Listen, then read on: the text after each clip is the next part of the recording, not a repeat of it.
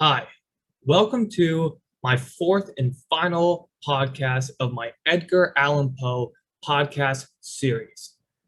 In this last episode, we're going to go talk about the reception to Edgar Allan Poe's most famous poem, The Raven. So, some interesting context that I didn't have in the last podcast, but that also can provide a theory to why his poem was received well and was spread so quickly is romanticism. So this idea of romanticism erupted between the 1800s and 1850s, and it's characterized by an emphasis on emotion and individualism. That's obvious in The Raven, where you have the man who's focused on his emotions the whole time, and obviously he's mourning the loss of his love, Lenore. So that definitely fits into the category of romanticism. And again, the reason why this could also be a reason why, The Raven was popular and widespread, because people might have been enthusiastic about this new kind of genre of writing, and it also spilled over into other areas as well, but definitely writing. So in kind of the essence of something new, or in the spirit of something new and refreshing, that could have been a possible reason for the widespread and the success of The Raven. Next, how it was received by the public. So, Edgar Allan Poe became an overnight sensation in a nationally recognized poet. And I think a big reason for this is that he published his poem, or The Raven, in New York, right? And New York at that time was 3 times bigger than any other city in the United States.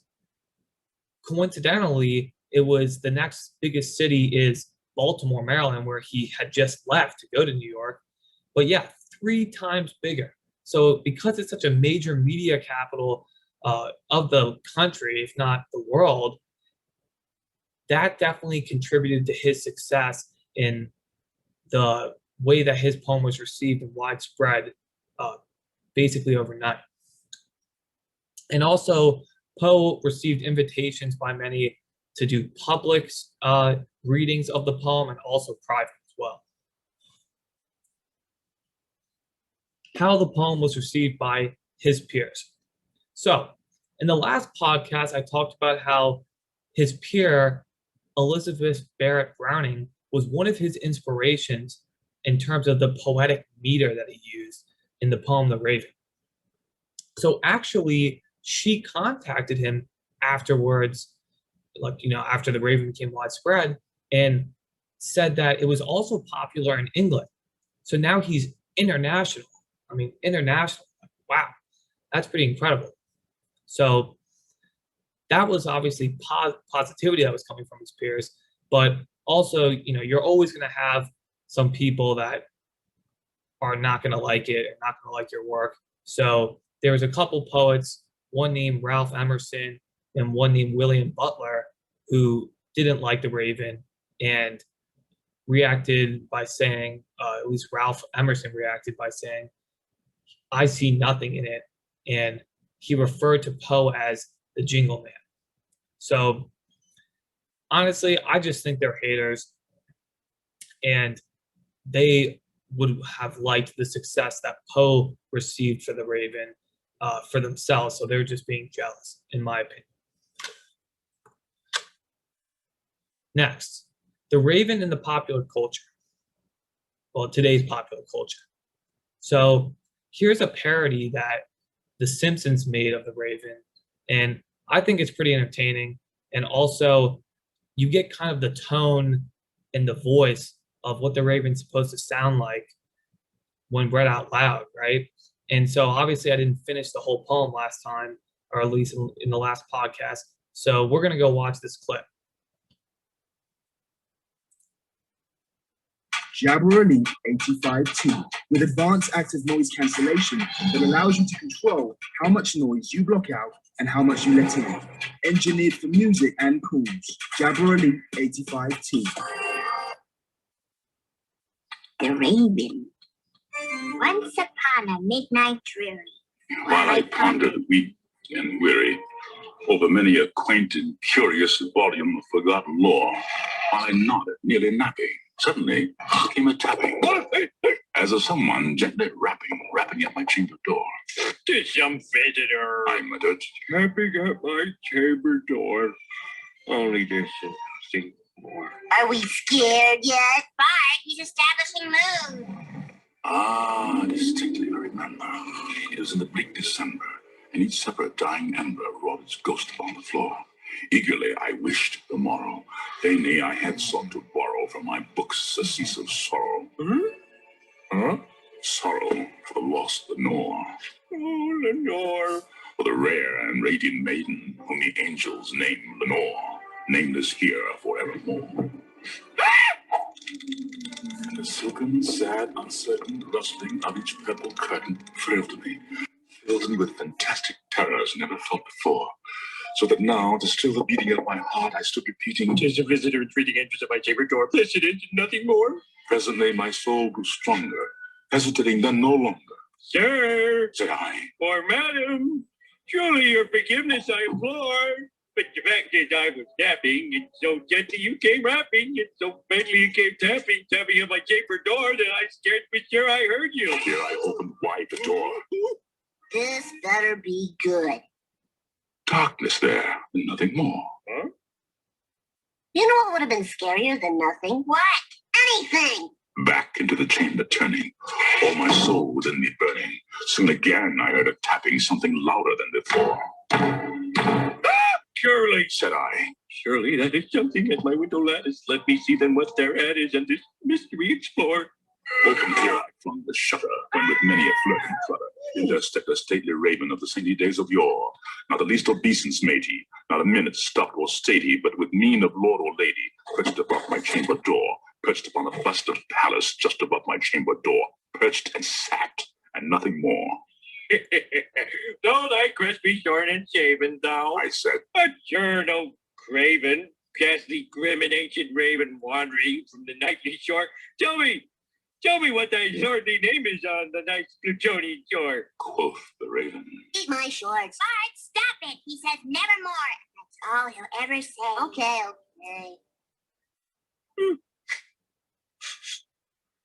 Then methought the air grew denser, perfumed by some unseen scent.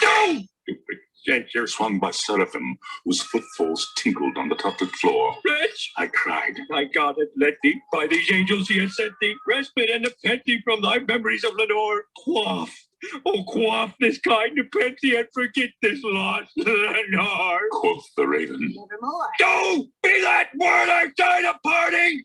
Bernard fiend! I shrieked up, starting, Get thee back into the tempest and the nice Plutonian shore! No, leave no black plume as a token of the lie thy soul has spoken.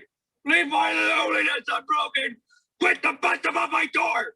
Take thy beak from off my heart and take thy form from off my door." quoth the raven. Nevermore. "Take thy beak from off my heart and take thy form from off my door." Quoth the raven. Nevermore. Why, you little... Uh-oh. Back here now, Raven! Nevermore.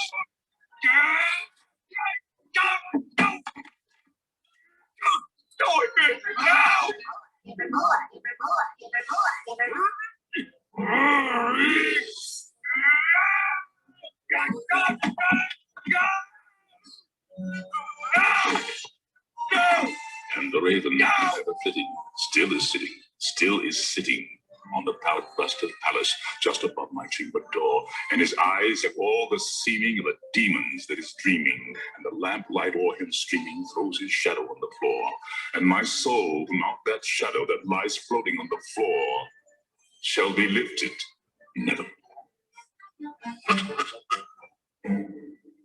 Lisa,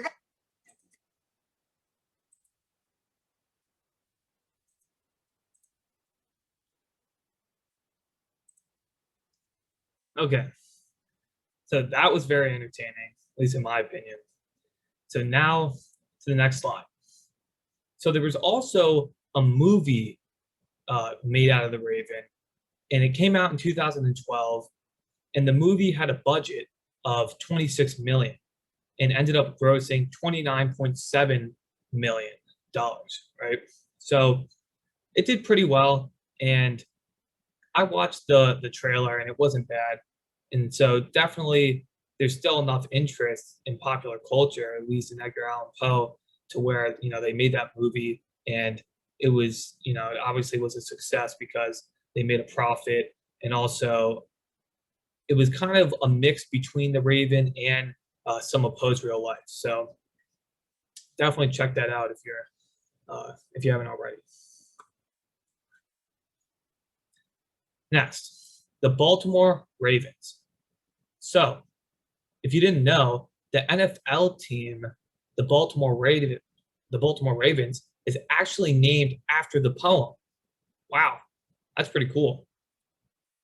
And just like in the poem, how there's a fierce longing, right? Because the man's longing for his love, Lenore.